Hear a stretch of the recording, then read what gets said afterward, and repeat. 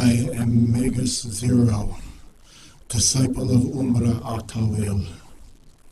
Fear not, for I am come to part the veil.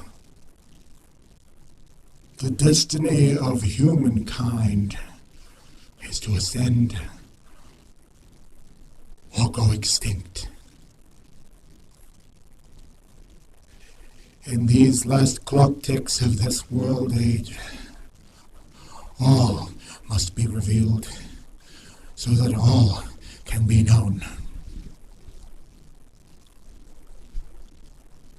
Our temple serves the Beyond One, which certain secret cults of Earth have whispered of as Yog Sothoth.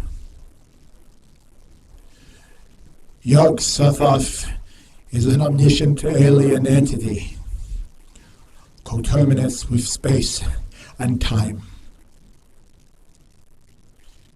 Traditional iconography depicts his body as an undulating throng of eyes and tendrils.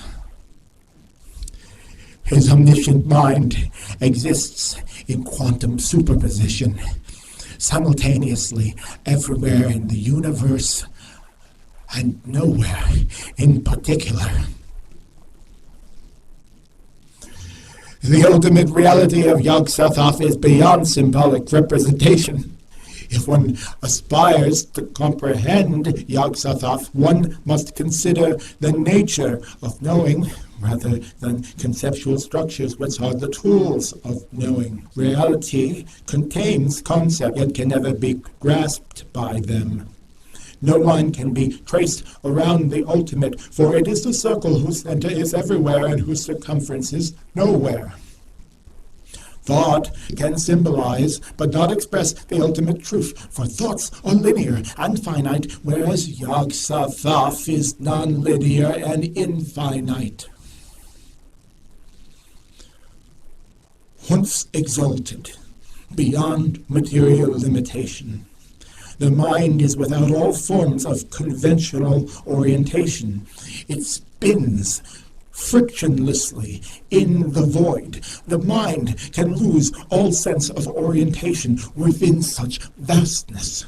Here, such terms as self and other, space and time, matter and energy are revealed as contingent ephemera, trivial epiphenomena.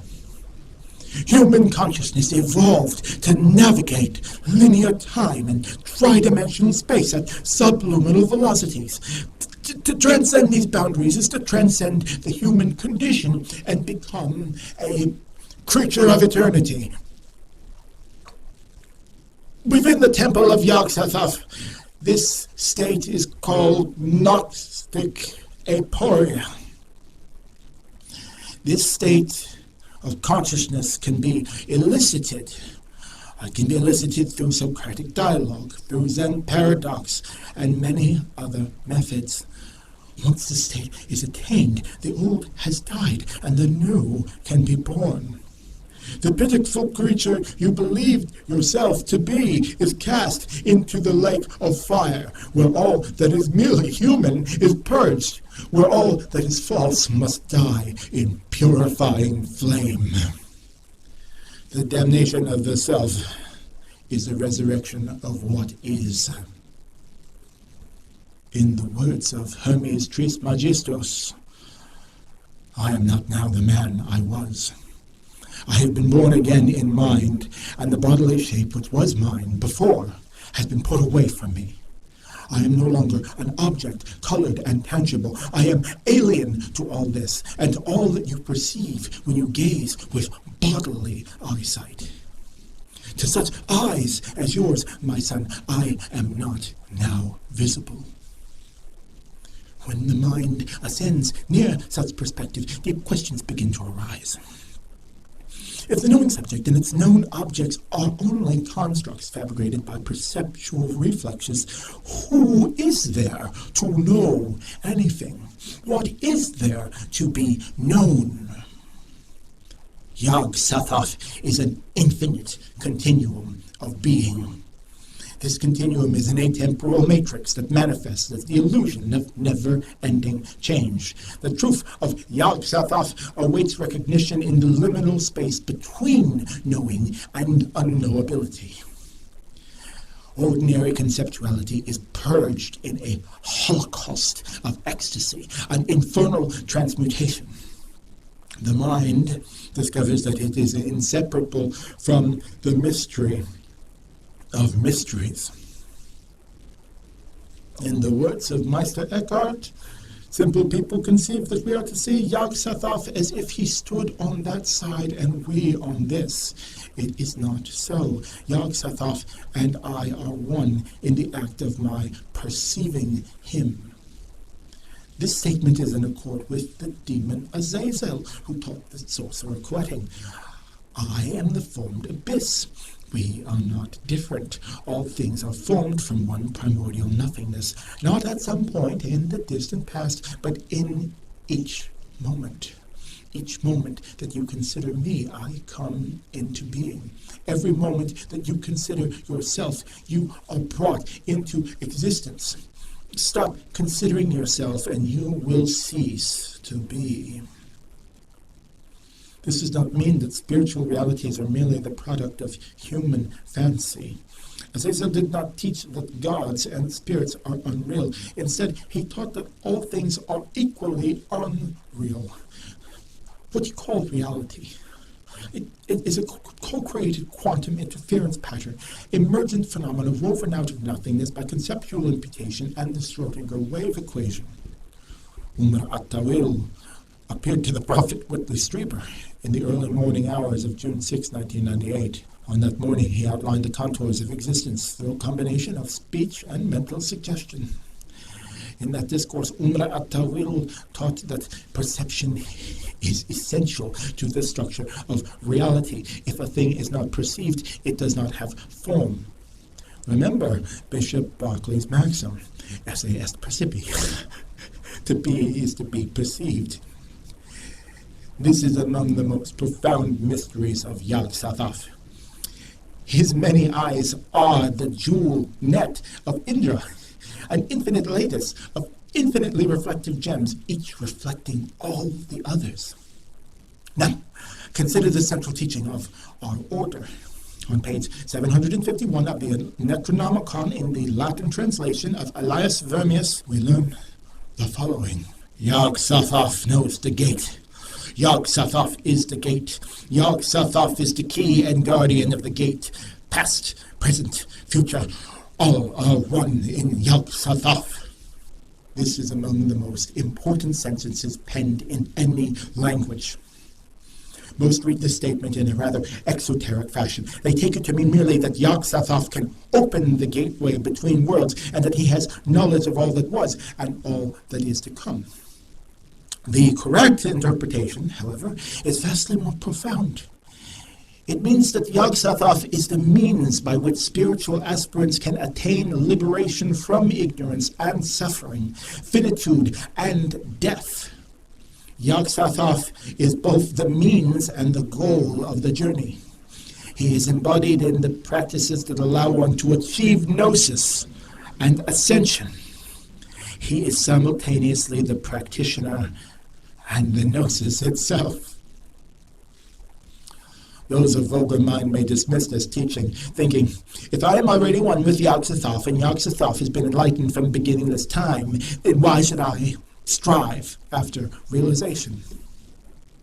To understand this, we must make reference to the Gateless Gate, a collection of 48 Zen koans penned by Wumin Hukai. The Gateless Gate is a deconstruction of dualistic conceptualization. It was named such because Hukai was secretly a disciple of Al-Hazred, having learned from the mad Arabs astral consciousness while practicing a form of dream yoga. Each koan exemplifies one or more of the polarities of consciousness that prevent or forestall spiritual realization. Hukai's text challenges the student to transcend the dichotomies of linear finite consciousness. In chapter 9, we read the following exchange. A monk asked Saijo, Daitsu Chiso Buddha did zazen for 10 kalpas in a meditation hall, could not realize the highest truth, and so could not become fully emancipated. Why was this? Saijo said. Your question is a very appropriate one. The monk asked again, why did he not attain Buddhahood by doing zazen in the meditation hall? Saijo replied, because he did not. In other words, you are not going to get enlightened. You believe you're your ego. You believe you are your body, or some comparable nonsense. The constructs you identify with cannot do anything because they do not exist. The non-existent self cannot become any more enlightened any more than Santa Claus can cure world hunger. In like manner, enlightenment cannot be gained because it is not a thing, a phenomena, or a mind state. The untrained mind is impotent in the face of ultimate truth. The realm of consciousness ordinary human beings inhabit is too gross for realization to occur. Yog Sothoth exists on a level of subtlety beyond the scope of unrefined perception. To understand ultimate reality, perception must be transformed and expanded. Through the refinement of consciousness, it is possible to experience realities beyond the world of sense and reason. Some may doubt that such expansion can be achieved. This concern is understandable, but invalid. The expansion of awareness is commonplace even within the profane world of mundane existence. Consider science. Every day, scientists use powerful instruments to expand their perception. The telescope expands the capacity of the eye beyond what biological evolution could ever have hoped to achieve. By this means, it is possible to gaze more directly on the vastness of what is. When Galileo introduced his telescope in 1609, he was able to ascend beyond the falsehoods that had limited humanity from time immemorial, all because he was able to directly perceive more of the universe as it exists beyond the scope of unaugmented perception. Technical instruments are not the only means whereby conscious awareness can be refined and expanded. Within the mind's eye, some mathematicians are able to perceive abstract truths without the aid of written formulae. The greatest advances in mathematics are not made by logic, but by imagination. Thus, the prophet Einstein quipped, as soon as you start calculating, you shit yourself up before you know it. Without the benefit of formal education, Srinivasa Ramanujan was able to produce many original mathematical discoveries by projecting his mind into the archetypal world of Platonic forms. He would close his eyes and voyage psychically. Upon returning, he would provide answers that other mathematicians later would verify by conventional methods. Do you see the significance of this? And in like manner, through meditation, it is possible to exalt consciousness in a manner similar to Galileo and his telescope, Ramanujan, and his visions. First, concentration must be developed such that the mind can remain fixed in a chosen direction for long periods of time. Then, that fixity of attention must be turned toward the very illusions that fuel samsara. Some, especially practitioners of the left hand, may hear these words and feel concerned that Yog Sothoth preaches oblivion, peaceful dissolution into bland, homogeneous nothing. But Umar at-Tawil does teach to remain a separate being after death. There must exist the ability to maintain the structure of the radiant body by the action of attention. That is why we have been so insistent that you meditate. Otherwise, we will lose you when you die, and we don't want that. If a being cannot self-maintain after the elemental body no longer does it, automatically it is absorbed into the flux of conscious energy. You go into the light, as it were. The imprinting of essence with experience requires effort and attention. It is the object of all paths and ways to higher consciousness. It is the object of real prayer. To begin, you must meditate. Who does not meditate disintegrates. And elsewhere, a bit of Yog Sothoth, which you are, does not only join the whole like a crumb in the cake, it can attain so much ecstasy that it becomes the whole. Your destiny, each of you, is to become all of Yog Sothoth. Let us return to Al-Hazred. The mad Arab teaches that the past, present, and future are one in Yog Sothoth. For the Beyond One, time is simultaneous. All things are occurring simultaneously. Time and change, dissolution and becoming are but illusions used by finite consciousness to navigate the vastness of what is. To understand this, we must consider general relativity. According to Einstein, the present moment is not intrinsically real. Observers will disagree on what events are in the past and what events are occurring now. And what events are in the future, that depends on your inertial frame of reference. We will not tarry on this here. Future teachings will expand upon it. The radical ontological implications of these principles can be illuminated by the following quote on the passing of his friend Michael Basso in 1950, less than a month before his own death. Einstein wrote, "Now he has departed from this strange world a little ahead of me. That means nothing. People like us who believe in physics know that the distinction between past, present, and future is only a stubbornly persistent illusion." By this, Einstein meant that from a perspective outside of time, his friend's life was still occurring. Indeed, always has been and always will be occurring. The events of the present do not disappear from the face of existence once our own perspective has turned ahead of them in time.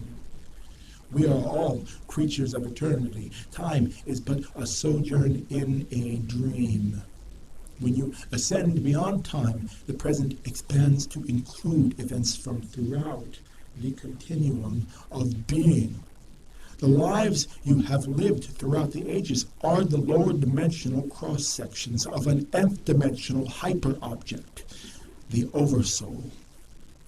This is the perspective from which Yog Sothoth looks upon all things. Boethius put it this way: since Yog Sothoth hath always an eternal and present state, his knowledge, surpassing time's notions, remaineth in the simplicity of his presence, and, comprehending the infinite of what is past and to come, considereth all things as though they were in the act of being accomplished. Thus, the knowledge of Yog Sothoth is knowledge of eternity. By mastering his Dharma, it is possible to transcend samsara and gain an extraordinary control over physical conditions. It is, however, the dawning of more profound understanding. In fact, it is the preamble of that ultimate liberating knowledge which is the direct perception of Yog Sothoth in his Dharmakaya form. When what is known is lost, it cannot have been truth, for truth endures beyond the ravages of time. It can never be lost and never be found except when all phenomena have ceased in ultimate negation, the fountainhead of possibility. But beware, the first premise of this temple, to erect truth amid the general untruth, is to pervert the former to the later. This is the darkest part of the dark age, and in such a time, skillful means must be employed. Therefore, heed the words of Master Varion. Balance against each thought its exact opposite, for the marriage of these is the annihilation of illusion.